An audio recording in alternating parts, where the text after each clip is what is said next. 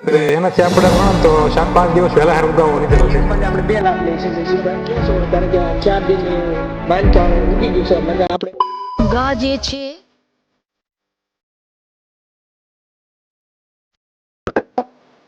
તો કેમ છો બધા ખેડૂત મિત્રો? તો આપણે આજ ફરીથી એકવાર આપણે જયસુખભાઈની વાડી આવી ગયા છીએ અને એમાં આપણે એને ફરી પહેલેલી ખેતી કરી છે એટલે ભલસિંગ સાથે આપણે બધા ખેડૂત મિત્રોને આપણે ખેતી કરતા શીખવાડશું કઈ રીતના એ ખેતી કરે છે. તો વિડીયોમાં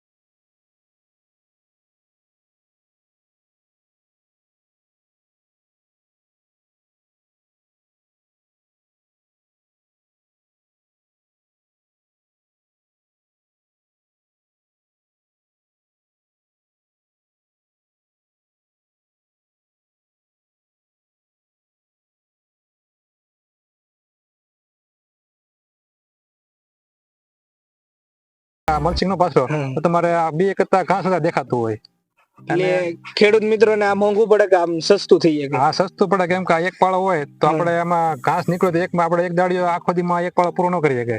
અને આમાં તમે જો કે આમાં ઘાસ તમે ક્યાંય દેખાય નહીં. રેડી. અને બીજો ફાયદો કે આમાં ભેજ છે ને એ તમારે બહુ સારો આમ જળવાય રહે. તો પાણી પાવો એટલે મારે કેટલા 3 દિવસ થયા તો હજી પાણી આને પાવ્યું નથી.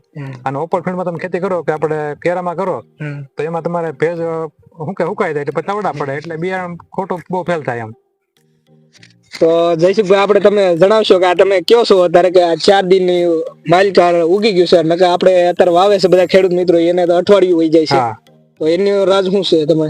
એમાં જો આપણે બિયારણ આવે ને આપણે જે તુરીનું બિયારણ છે તો એમાં આપણે જીવામૃત નો પ્લોટ આપેલો છે કે જીવામૃત ને આપણે 1 લીટર જીવામૃત લઈને અને એક આપણે 10 લીટર પાણીમાં નાખી અને આ બિયારણ ને આપણે રાતે આપણે અંદર નાખી દીધેલા છે. અને એ જે ભેજવાળું બધું હોય એને આપણે એક ઊંડો ખાડો કરેલો હતો 1 ફૂટનો બધું ભેગું કરીને અને નાખી દીધેલું આપણે જમીનમાં અને સવારે બહાર કાઢીને અને આનું વાવતર કરેલું છે.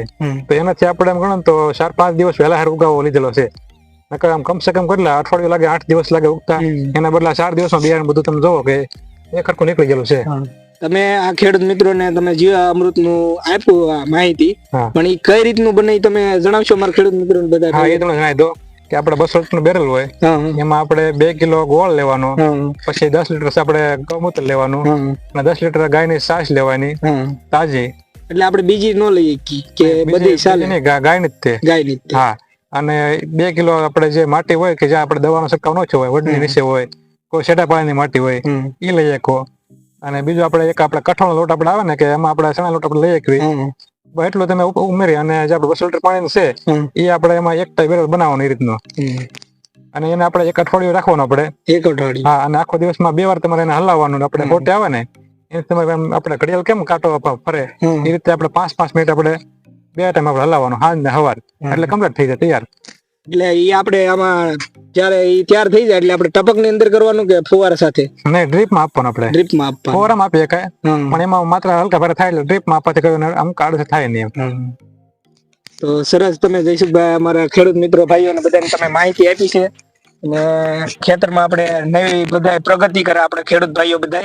એ તમે શું વાવ્યું? આપણે જે વાડનો ખડ કહે ને એ વાવેલો છે. તો એનાથી આપણે શું થાય કે જે ઉનાળામાં આપણે જે લૂ આવે ને એ અટકાવી રાખે અને આપણે ફરતી બોર્ડર આપણે એની કરેલી છે. તો એમાં આપણે મેન ફાયદો શું છે કે અત્યારે આપણે ઉનાળામાં આપણે આ મહિના પછી તમે જોવો ને તો બહુ સારી કેટલા 40 સેલ્સિયસ તાપમાન પહોંચી જાય. તો એમાં આપણે જે લૂ આવે એ આપણે વેલાવાળા શાકભાજીને તો બહુ અસર કરે છે. એટલે એ આપણે ન આવે એ આપણે ફરતે બોર્ડરમાં આપણે વાડનું ખડ કહેવાય ને એ વાવેલું છે આપણે. અંદાજે એટલે આમ કેટલી હાઈટ નું થાય છે આ ખડ? આ તો બધા કહેતા કે આપણે મારી પાસે ખડ છે આ 10 ફૂટ સુધી ઊંચું થઈ જાય છે. પણ આપણે આ 10 ફૂટ તો બહુ થઈ જાય આપણે એમ. એટલે આ ખાલી આપણે સાઈડ માટે કે માલ આપણે શું કે સાઈડ થઈ જાય આપણે અને પછી હાઈટ પકડાઈ જાય પછી આપણે લાગે તો વાડી લેવાનું અને માલ ને નિર્ણય આપણે કરી શકીએ. આપણે ખેડૂત મિત્રોને બે લાભ થાય છે. એક તો આપણે અહીંયા સંયો રહી છે અને એમાંય આપણે ગાયોને આપણે નીરી શકીએ અને ઉપયોગમાં લઈ શકીએ. તો અસ્તુ.